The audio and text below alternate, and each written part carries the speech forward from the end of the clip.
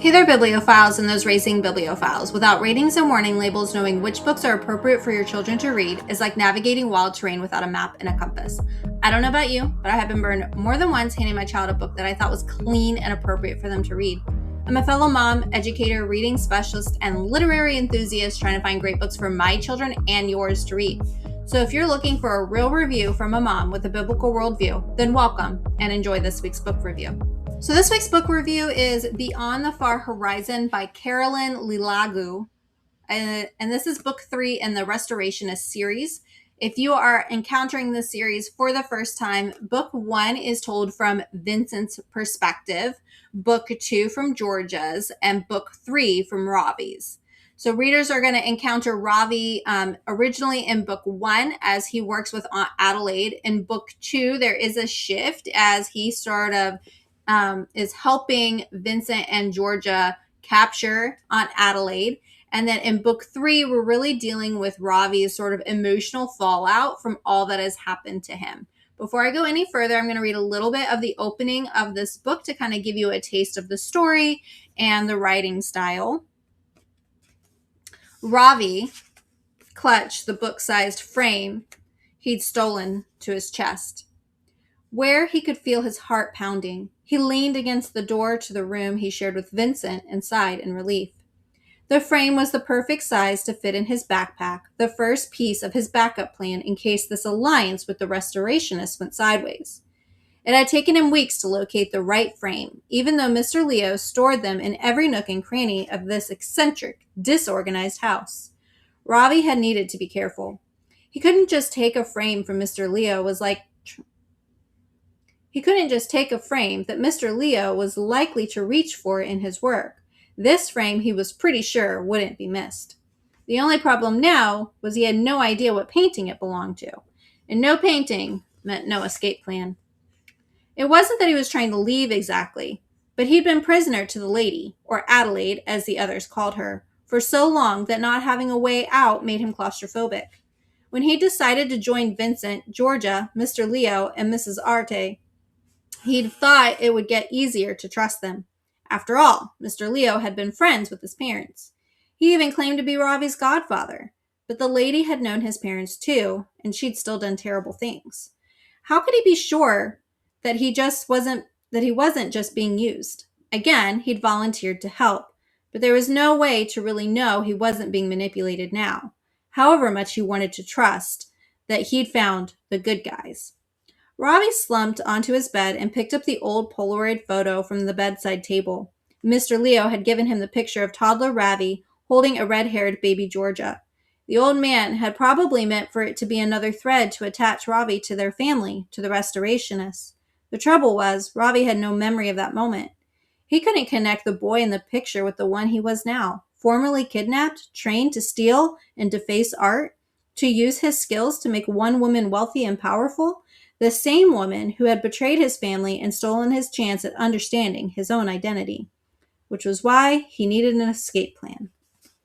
So that kind of gives you a little bit of the opening of the story. The author is going to kind of take readers back a little bit, as you can tell in book 1, to kind of tell a little bit of his storyline. Ravi was kidnapped, as it kind of talks about with Aunt Adelaide. She is really the only parental figure that he has known after the loss of his parents. As readers discover in book 2, Adelaide's relationship with Dorian led to the death of his parents. In book 3, Ravi learns that his mother and younger sister are actually still alive and that Adelaide was aware of this the entire time. So as you can imagine, Ravi has trust issues, which are central to the story in this book and for his character arc. Ravi desires to be accepted by the restorationists and to trust them, but given his life experiences thus far, he's constantly on edge, waiting for their kindness to kind of end, and he's really preparing that escape plan. Once he learns about the survival of his mother and sister, though, his escape plan really comes into question, but he does still keep the portrait with him for his inevitable escape nonetheless, just in case something bad happens. In the midst of Ravi's inner conflict, the team is working with the FBI, who is holding Adelaide in custody. in order to devise a plan to capture Dorian. So part of the plan requires Vincent's mom, Artie, to pose as her twin sister to gain entrance to Dorian's latest heist. Much of the story is Ravi, Vincent, and Georgia figuring out their plan of attack, gaining Dorian's trust to be on his team, and then trying to learn his actual plans in order to inform the FBI. Uncle Leo and Artie are, in the meantime, they're really focused on the rescue mission side, where they're trying to get back Georgia's parents and now Ravi's mother and sister once they learn that they are still alive and being held. In the midst of all this, they learn that there are more restorationists, children like them in Kenya. So we have Augusta, Selma, and Horace, who are introduced to the story. They lost their parents also in the massacre, and they have been surviving on their own with the help of their small community in Kenya. Augusta and Horace have the gift of being a soother, which means that whatever an artist creates within the painting, they can control for good or evil. The team attempts to get their assistance, but Augusta refuses for the safety of her siblings. After a series of events, though, and a rescue mission by them in order to save Augusta, the two girls do show up in the midst of Dorian's heist and are able to help save the mission. As a spoiler, in the end, Adelaide does manage to escape the FBI guard and return to Dorian. Not sure why and if they can trust her, it's Ravi who quickly realizes that things are not as they seem. And in the end, Adelaide actually sacrifices herself to take Dorian down for good. And they fall into this endless hole to their deaths. Everyone in the end is rescued and a new family of restorationists begin. If you go to my website at holdingsteadfastreaders.com, you're going to see a few more notes and quotes and mentions particular about this book, things that I think were worth kind of pulling out. So I encourage you to go to holdingsteadfastreaders.com for a little bit more of that information for you as parents. As with the other books in the series, there are strong biblical connections and there's truth weaved in and throughout the story. There are also paintings relating to parables of Jesus that he told. So leaving the 99 for the one. There's also one of Peter's denial of Christ.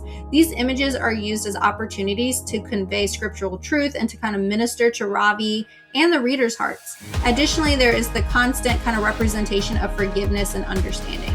So I'm a little sad that this was only a 3-part series, as I absolutely love the premise of the story, all the scriptural truth that really ministers rightly to the minds, hearts, and imaginations of our young readers. I will definitely keep a close eye on this author, and I hope to bring you more great books by her as they release. I hope that's been helpful to you as a parent trying to find great things for your children to read, and I hope you'll join me next week for another book review.